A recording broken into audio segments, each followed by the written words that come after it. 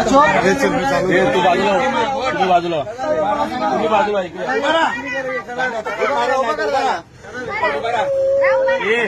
Acting करू नको. चल बोल. काय बोलला पाहिजे मी बोलतो थांब.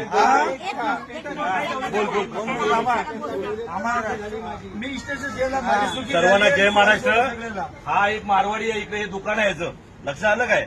त्यांनी स्टेटस टाकला होता की मराठी माणसाला आम्ही पेलतो, मारवाडी लोक पेलतो म्हणून महाराष्ट्रामध्ये राहून. याचं काय करायचं आम्ही केलंय, पण हा महाराष्ट्र जात आहे ना. इथे सांग, इथे बोल, इथे बोल. कान पकडायचं, सांगायचं भेंचोल आम्ही धंदे करायला आलो, इकडे आम्हाला माफ करा.